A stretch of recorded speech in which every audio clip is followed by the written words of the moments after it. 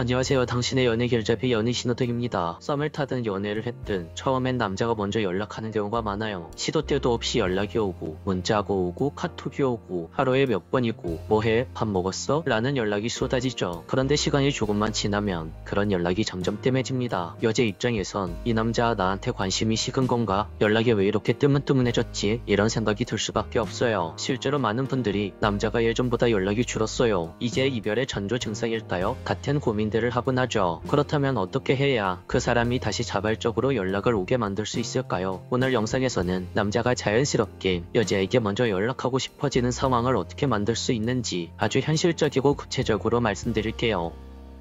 첫 번째, 단순한 방법으로는 절대 해결되지 않는다. 보통 많이들 하는 방법은 이런 거예요. 먼저 연락하지 말고 쿨하게 행동하기, 남자도 노력해야 한다는 걸 깨닫게 해주기, 이런 생각들 이론적으로는 맞는 이야기입니다. 실제로 효과가 있기도 해요. 하지만 일시적일 때가 많죠. 왜냐하면 연락이 줄어드는 이유 자체, 그러니까 근본적인 문제를 오해하고 있기 때문입니다. 많은 분들이 마음이 식었다는 전제로 연락이 줄었다고 해석하곤 해요. 하지만 실제로는 상대방이 연락을 하고 싶을 만큼 연락에 감정 자극을 못 느끼고 있는 것일 수 있습니다. 그렇다고 해서 그 남자의 마음을 의심하고 이 사람이 나를 별로 안 좋아하나? 라고 섣부르게 단정짓는 것도 위험해요. 더 중요한 건 왜 그 사람이 예전처럼 톡을 보내고 싶지 않은 상태가 됐는지 그 심리 구조를 들여다보는 거예요. 두 번째, 남자가 연락을 줄이는 진짜 이유는 자극이 없기 때문이다. 연락을 자주 하던 남자가 갑자기 연락을 덜하게 된 이유는 감정이 사라져서가 아니라 연락이 주는 자극이나 기대감이 줄었기 때문입니다. 연애 초기엔 서로에 대한 설렘과 긴장이 있었어요. 이 사람이 어떤 사람일까? 나에게 어떤 말을 할까? 어디까지 우리는 더 가까워질 수 있을까? 이런 심리적 기대감이 있기 때문에 사소한 톡 하나에도 설레고 그래서 더 자주, 더 먼저 연락을 하게 되는 거죠. 하지만 시간이 지나면서 그 기대감이 사라지면 어떻게 될까요? 연락은 그냥 의무처럼 느껴지게 되고 자연스럽게 손이 덜 가게 됩니다. 즉, 연락을 하지 않는 이유는 정서적 고립 때문이 아니라 감정의 정체 때문이에요. 세 번째, 기대감 없는 대화는 반복될수록 지루해진다. 이제 문제는 명확해졌어요. 연락이 줄어드는 이유는 그 대화가 예측 가능하고 반복되기 때문입니다. 사실 대부분의 커플들이 한 번쯤 이런 루틴에 빠지죠. 점심은 먹었어? 응, 김치찌개 먹었어. 너는? 나는 오늘 바빠서 그냥 삼각김밥 먹었어. 이런 대화 하루 이틀이면 괜찮아요. 하지만 일주일, 한 달, 1년 이상 반복되면요, 내용이 아니라 느낌 자체가 지루해집니다. 이건 연애든 썸이든 마찬가지예요. 우리도 드라마나 예능을 볼 때 그러잖아요. 처음엔 몰입했는데 몇 화만 지나면 스토리가 익히고 등장인물 대사까지 예상되면 드라마보다는 자꾸 휴대폰부터 보게 됩니다. 연락도 마찬가지예요. 톡을 열기도 전에 이 사람 또 똑같은 이야기를 하겠지, 이렇게 예상이 되면 연락할 이유 자체가 약해지는 거죠. 네 번째, 연락의 기대감을 살리는 소소한 변화 한 줄. 여기서 중요한 건 연락을 멈추는 게 아니라 그 대화 안에 작은 새로움을 섞어 넣는 거예요. 어렵게 생각하지 마세요. 새로운 주제, 독특한 표현, 혹은 단순한 관찰 하나만으로도 충분합니다. 예를 들어, 오늘 점심에 된장찌개 먹었어 보다는 오늘 된장찌개에 청양고추가 너무 많이 들어갔는데 내 입이 지금 불타고 있어. 혹은 오늘 퇴근길에 비가 왔어 대신에 퇴근길에 비가 너무 와서 우산을 썼는데도 구두에 물이 들어갔어. 발이 완전 축축해. 이럴 땐 진짜 누가 차로 나를 데리러 와줬으면 좋겠다. 이런 식으로 일상적인 내용이라도 감정과 유머, 관찰을 한 줄만 섞으면 상대방의 반응이 확 달라집니다. 핵심은 재미가 아니에요. 예상 밖의 포인트를 주는 거죠. 그 한 줄이 그 남자의 머릿속에 이 사람의 연락은 뭔가 다르다 라는 인식을 남깁니다. 다섯 번째, 연락의 빈도를 사랑의 증거로 해석하지 마세요. 이쯤 되면 꼭 등장하는 오해가 하나 있어요. 연락을 줄인다는 건 애정이 식은 거 아닌가요? 하루에 몇 번씩 연락하던 사람이 이틀에 한 번 연락 오는 거면 끝난 거 아닌가요? 이런 생각을 정말 조심하셔야 합니다. 물론 연락이 아예